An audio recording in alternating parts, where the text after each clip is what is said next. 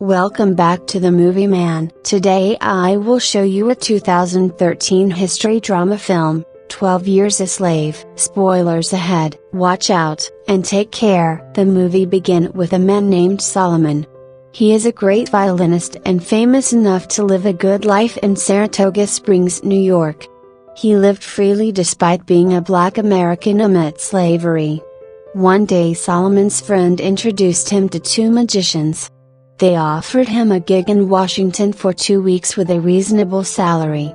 He accepted the offer and immediately appeared for the performance. It was a success, and to celebrate it he was invited by the two magicians to a restaurant. On that occasion Solomon drank quite a lot until he was drunk and unconscious.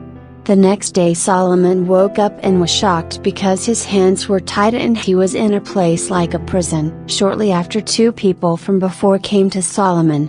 Solomon said that he is a free man which also has a wife and children and lives in Saratoga Springs, New York, but the two people did not believe him. They were convinced that Solomon was a slave and a fugitive from Georgia. He tried to convince them that he is a free man, but instead of believing him the two people beat Solomon's consciousness away. After that someone else approached Solomon and ordered him to change his clothes with the clothes that the person brought, then smuggled Solomon and some other people in the night with a carriage. Later he found out that he will be taken to a place where they traded slaves. He and the other slaves were then ordered to get on the ship. Someone reminded him that he had to hide his ability to read and write because if someone from the human trafficking mafia found out about it, Solomon will be murdered. On the ship there was a white crew member who dragged a black girl and was about to rape her. A black man then blocked him and made him mad. He then stabbed the black man to death. Solomon and the others were shocked. They were ordered to throw the man's dead body into the sea. Upon arrival, at the port they were presented to someone. Solomon tried to explain his real name, but he was instead slapped by the man. He was then gathered with the other slaves in a shelter. In that place Solomon also met with Eliza and her two children.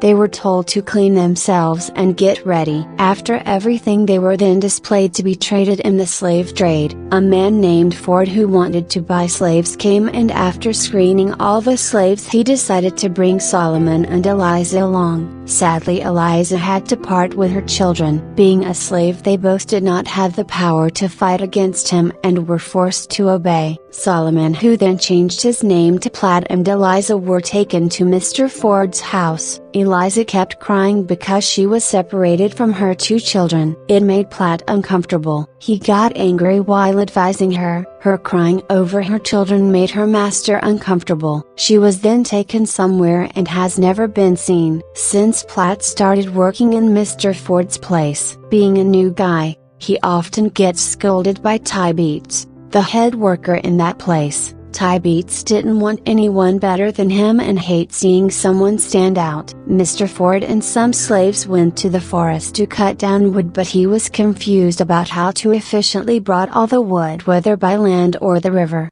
Platt gave his idea to tie all the woods like a canoe and let them washed away by the river, but his idea was opposed by Ty Beats and mocked the idea, debated on his idea. Mr. Ford then gave him the chance to show how his idea worked, which turned out to be far more efficient for the work. He received praise from Mr. Ford and the other slaves except for Ty Beats. Even Mr. Ford gave him a violin as a gift for his bright idea. One day Platt was given the task to make a small hut, not liking how he stood out from the other slaves. Ty Beats came and beat him. Not accepting how Ty Beats treated him, Solomon fought back, leaving Ty Beats black and blue and no better for following instruction. Not long after, a guy named Chapin, a senior foreman in there, he broke up the fight and let Ty Beats run away. Soon after Ty Beats came again and brought two other people with him. They beat and hanged Solomon on a tree. Luckily Chapin came back and threatened them all to cut off the fight or else they would have to pay for their life. Unfortunately for Platt, he was left behind hanged on a tree and nobody dared enough to help him.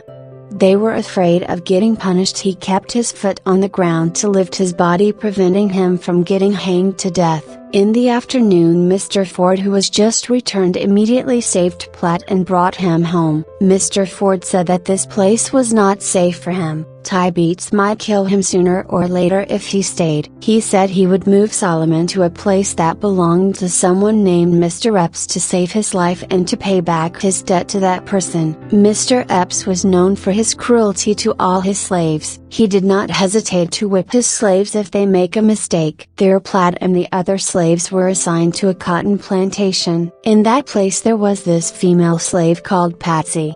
She was so good at her job, surpassing everyone there. She could gather up 500 pounds of cotton, leaving everyone that could only do 300 pounds less than her. That made her Mr. Epps's favorite slave. One night Mr. Epps woke up all the slaves and ordered them to dance for him. Out of the blue, Mr. Epps's wife suddenly threw a flower vase to Patsy. She was jealous because of the way Mr. Epps treated Patsy as his favorite slave and asked him to sell her. Mr. Epps refused the idea, making her even angrier. One day Mrs. Epps called Platt and ordered him to go buy something for her. On that occasion Mrs. Epps asked where he came from and whether he can read and write or not. Platt replied saying he was from Washington and he could not read or write. On his way to the market, the idea to run away flashed in his mind, but he then met with two landlords who were about to hang their slaves. One of the landlords saw Platt and asked him about his master and what he was doing there. Frightened, Platt said his master was Mr. Epps and he was told to go to the market. Hearing that the landlord let him go, he was so afraid that he passed his intention to run away and do what was told to him. In the evening,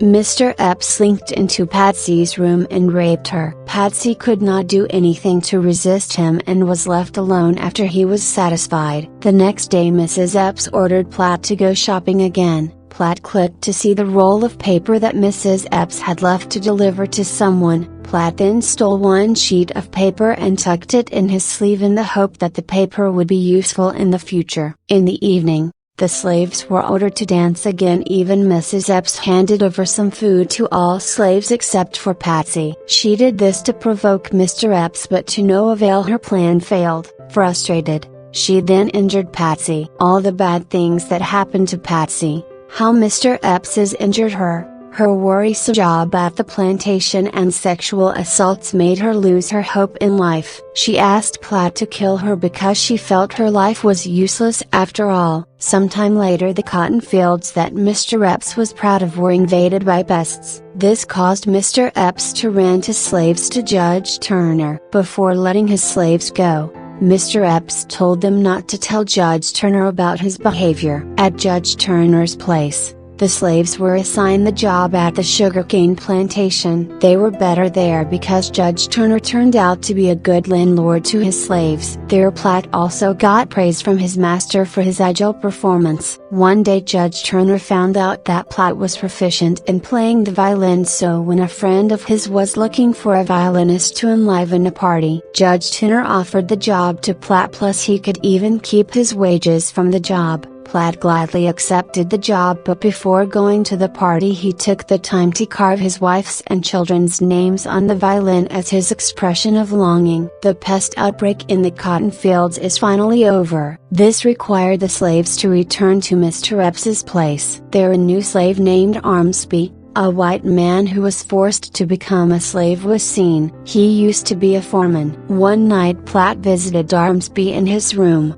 They chatted with each other. Armsby said that if he drank a lot of whiskey so his work is no longer productive, and finally he was fired. He ran out of money and chose to be a slave just to survive, but as a white man Armsby got privileges from Mr. Epps even when he didn't fulfill the target. He was not whipped like the other slaves, instead he was encouraged to do better. Feeling he can trust Armsby, Platt then asked him to send a letter to New York. Armsby agreed to help him. Platt then wrote a letter with the paper taken some years ago, using berries as ink and a twig shaped like a pencil. A few days later, Platt was called by Mr. Epps. He found out that Platt wanted to send a letter, but then Platt acted and said that he could not read or write and it was a trick by Armsby so that he could get promoted. Fortunately Mr. Epps believed him and he was saved from a life and death situation. Platt was then forced to burn the letter that he intended to send to his family. Later, when the slaves were carrying out their activities, one of them suddenly fainted and died. They felt sad about it, not because they were a family but because they had suffered together for many years, so they considered themselves brothers. Years later, Mr. Epps wanted to build a house. He then called a construction expert from Canada named Bass. One day Bass chatted with Platt. He was surprised by the practice of slavery in America. He considered that it was a bad thing and violated people's rights and freedom. One day Mr. Epps was looking for Patsy. He asked everyone angrily, but nobody knew where she was. Soon after, Patsy came and tried to explain that she went to Mrs. Shaw's house to ask for soap because Mrs. Epps didn't give her soap. She tried to explain herself, but Mr. Epps ignored it. Mrs. Epps then came and used the opportunity to frame Patsy because she was jealous of her. The provoked Mr. Epps then ordered the other slaves to strip her naked and ordered Platt to whip her.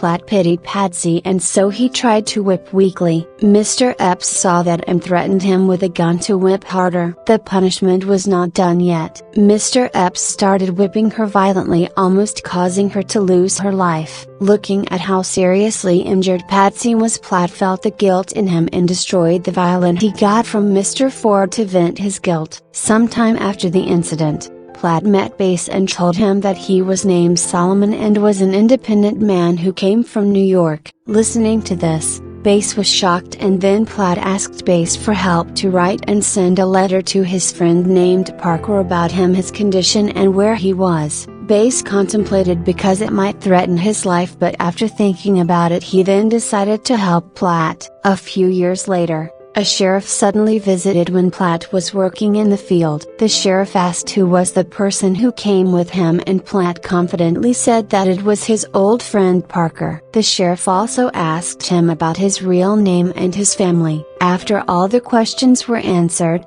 Platt finally hugged his friend after 12 years of not seeing him. Mr. Epps was not happy. He tried to stop those people from taking Platt away, but the sheriff threatened that he would arrest Mr. Epps because Solomon was a free man, and further told him that the law in America had been changed. Just before leaving, Patsy appeared in front of Platt and hugged him. It was hard for him to leave Patsy, but he had to. Upon arrival, Platt changed his name back to Solomon. He was shocked to see his family's condition after 12 years of not seeing each other, while feeling guilty because he had left his family for so long.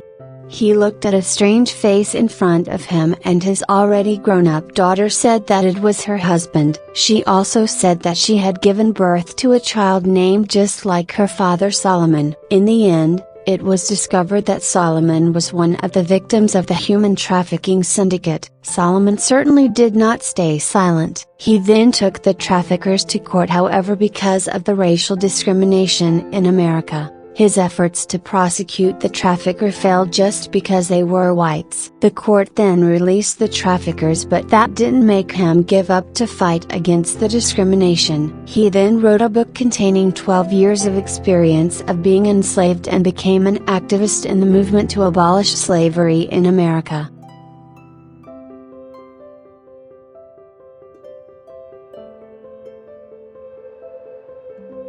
That was all of the video. I hope you enjoyed it. Click the like button and subscribe to watch more videos like this, and don't forget to turn on notifications. Thanks for watching.